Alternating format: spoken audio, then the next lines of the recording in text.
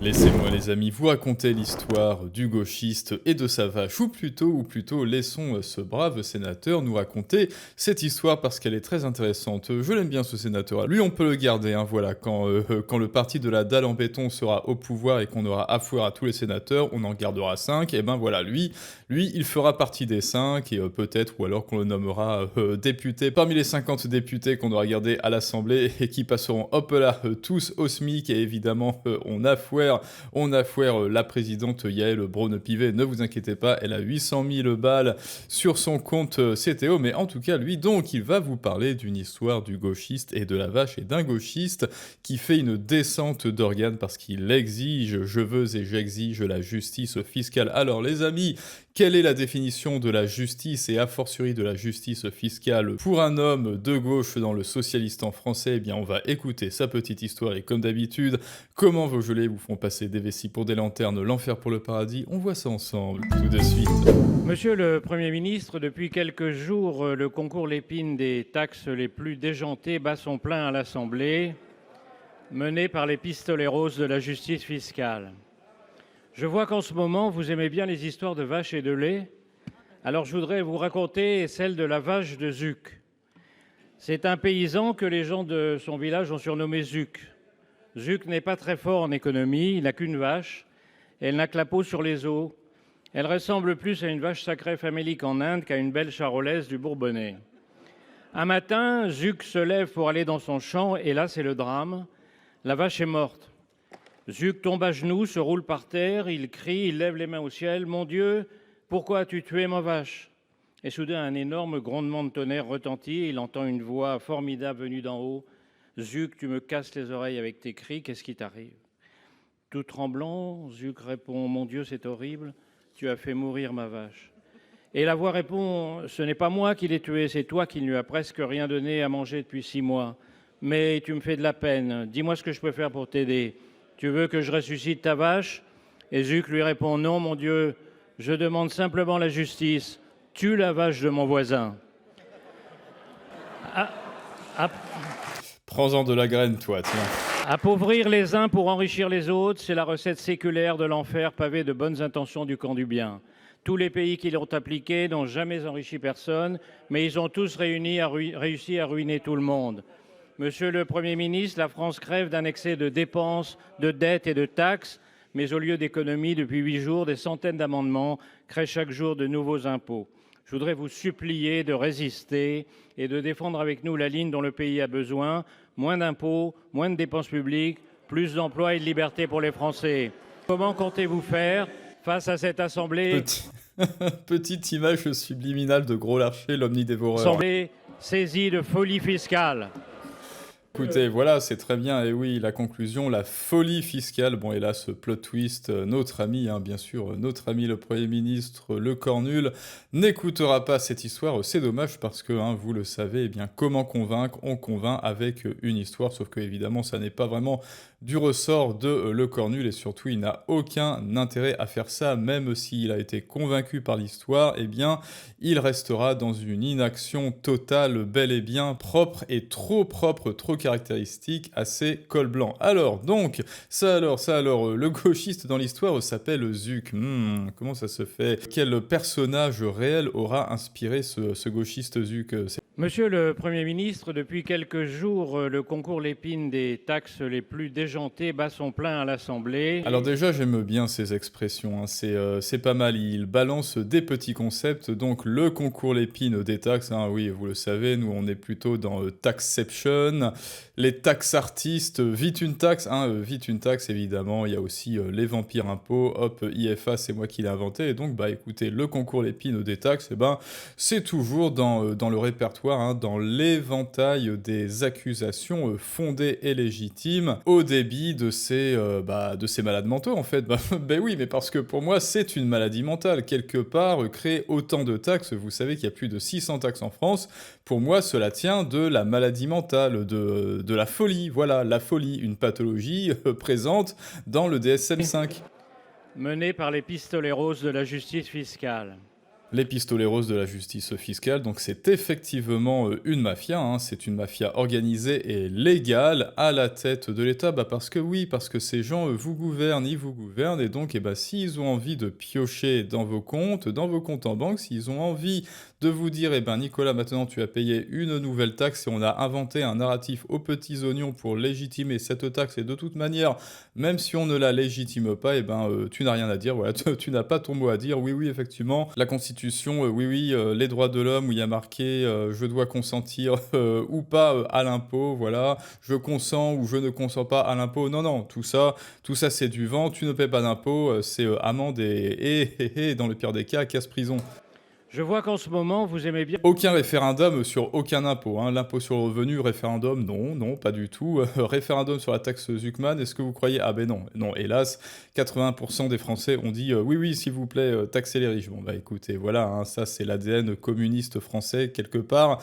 Quelque part, c'est le genre de statistique, de sondage qui me prouve à moi, qui me convainc que finalement les Français ont peut-être les dirigeants qu'ils Vous aimez méritent. bien les histoires de vaches et de lait? Alors je voudrais vous raconter celle de la vache de Zuc. C'est un paysan que les gens de son village ont surnommé Zuc. Pourquoi est-ce qu'ils l'ont surnommé Zuc? Peut-être parce qu'il aime bien les taxes. Zuc n'est pas très fort en économie, il n'a qu'une vache. Oui, oui, effectivement, Zuck, enfin Zuckman, je sais pas si vous avez vu, alors c'était un débat contre un certain Doué qui était économiste, lui, en revanche, ou alors il était fiscaliste plutôt, je crois que c'était ça, et c'était un drame pour Zuckman en fait, parce que vous voyez justement, on était en train de voir qu'il ne maîtrisait absolument pas l'économie de quelque manière que ce soit, il ne maîtrisait absolument pas son sujet économique, sinon cette espèce d'élan frénétique et un peu obsessionnel sur les bords autistes, je pense. Vite une taxe, taxe Zuckman. Évidemment, l'ego trip, je vais créer une taxe et je vais la mettre à mon nom. Enfin là, c'était vraiment n'importe quoi. Je vais la mettre peut-être en description si vous voulez la voir, mais c'était vraiment un naufrage. Elle n'a que la peau sur les os. Elle ressemble plus à une vache sacrée famélique en Inde qu'à une belle charolaise du Bourbonnais. Un matin, Zuc se lève. Ah bah évidemment, elle a donné tout son lait à Zuc, qui dit taxer les riches alors qu'il est millionnaire lui-même et qui vit au Lève pour aller dans son champ, et là, c'est le drame. La vache est morte. Zuc tombe à genoux, se roule par terre, il crie, il lève les mains au ciel. Mon Dieu, pourquoi as-tu tué ma vache? Et soudain, un énorme grondement de tonnerre retentit, et il entend... La vache, bien sûr, ça représente le fruit du travail, ça représente la poule aux œufs d'or, hein. Rappelez-vous de la vidéo de Sarah Knafo avec la poule aux œufs d'or que le paysan égorge, qui est une fable évidemment de La Fontaine. Et ben là, c'est juste un dérivé, sauf que vous remplacez la poule par une vache. Donc non, la vache, ça n'est pas le français, c'est le fruit du travail de Zuc. Et comme Zuc est un énorme fainéant qui veut jouir de son droit à la paresse, et ben vous voyez que ce qui symbolise, ce qui représente le fruit de son travail, et ben c'est une vache famélique. Et évidemment, comme il s'en fout complètement, comme il se fout complètement de sa vache et qu'il ne souhaite, qu'il n'a cure d'augmenter ses compétences, son expérience, ses connaissances pour gagner encore plus, pour valoir encore plus sur le marché du travail, et ben tout simplement sa vache meurt et ça devient un parasite qui va devoir compter sur maman l'État pour pouvoir le nourrir maintenant que le pauvre n'a plus de vache. J'entends une voix formidable venue d'en haut.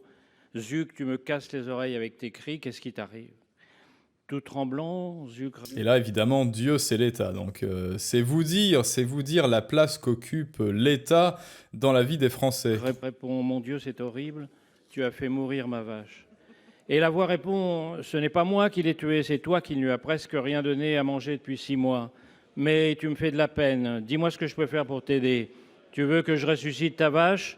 Et Zuc lui répond, non, mon Dieu, je demande simplement la justice. Tue la vache de mon voisin.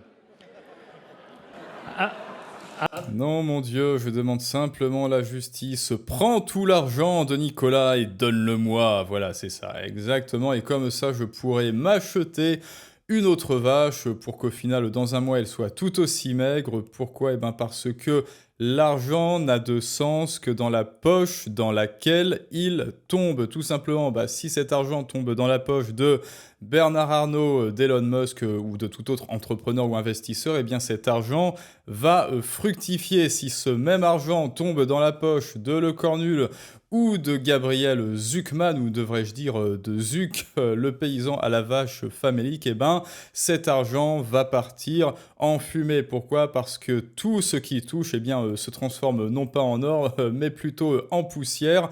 Devrais-je le dire, en fumée? On le sait très bien, ces gens qui sont payés avec nos impôts n'ont aucune notion de la gestion de l'argent. Alors déjà qu'ils ne savent pas ancrer, alors le gérer, eh ben voilà, c'est vous dire, hein, j'avais vu là une interview aujourd'hui de notre schtroumpf à lunettes national, bien sûr, hein, de la LFI, Antoine Léaumont, nom de code Toto. Et ben Toto a dit, hein, Toto qui est payé avec vos impôts 7000 balles par mois, il a dit qu'il était à découvert ce mois-ci. Mais qu'est-ce que tu fous, Toto? Donc voilà, encore une preuve pour vous dire que si vous leur confiez le Sahara, ils sont en pénurie de sable dès la 3e semaine. Dès la 3e semaine, leurs vaches meurent et ils sont en pénurie de sable. Ils ne savent pas gérer leur argent. Et si vous aussi, enfin si toi aussi tu en as marre que ces gens gèrent ton argent à ta place, que tu en as marre des confiscations et des futures confiscations, parce que tu le sais, s'ils inventent une nouvelle taxe, s'ils se disent tiens, voilà, moi gros larcher, l'omnidévoreur, eh bien je vais continuer de dévorer, je vais continuer, tiens, je veux un 12e petit déjeuner pour le matin, et ben hop, taxe sur les petits déjeuners, et comme ça Nicolas me donne encore plus d'argent. Eh bien oui, ils peuvent faire ça, ils voudront peut-être faire ça, et ils le feront. Donc si toi aussi tu en as marre de te faire piquer le fruit de ton travail et que tu veux sécuriser ton butin et surtout le faire fructifier, hein, c'est-à-dire faire travailler ta poule aux œufs d'or, faire travailler ta vache pour qu'elle te ramène du bon lait bien nourrissant, et surtout que tu gagnes de l'argent en dormant, hein, puisque c'est la métaphore, eh bien tu le sais, jusqu'à ce soir minuit, il y a rebelle financier, ton argent, tes règles, tout cela se passe jusqu'à minuit en description et en commentaire avec le lien. Et donc maintenant, reprenons la suite de l'histoire. Appauvrir les uns pour enrichir les autres, c'est la recette séculaire de l'enfer pavé de bonnes intentions du camp du bien. Tous les pays... Et ça, c'est ce qu'on a dit aussi, hein. Dante, nous sommes dans l'enfer de Dante, hein. Vous savez, les différents cercles, les différents niveaux de l'enfer dans lesquels passe Dante. Eh bien nous, on est tout au centre, on est tout au fond avec Satan, Satan Asnonaz, évidemment, Emmanuel et son mari Brigitte. Tous les pays qui l'ont appliqué n'ont jamais enrichi personne, mais ils ont tous réussi à ruiner tout le monde.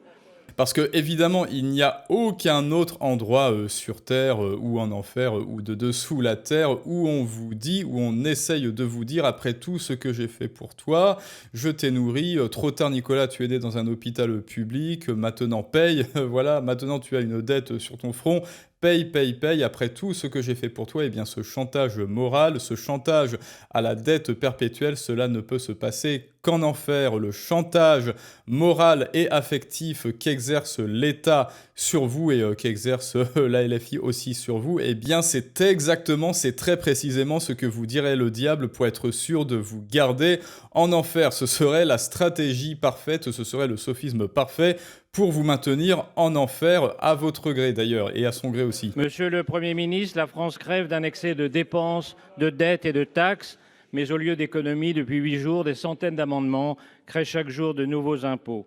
Je voudrais vous supplier de résister et de défendre avec nous la ligne dont le pays a besoin: moins d'impôts, moins de dépenses publiques, plus d'emplois et de liberté pour les Français. Comment comptez-vous faire face à cette assemblée saisie de folie fiscale? Le caméo de Gérard Larcher, vraiment. Monsieur oui, la folie fiscale. Bon bah écoutez les amis, je pense que ce sénateur Maluret a tout dit. C'est le seul sénateur qui m'est sympathique. Je le connaissais pas.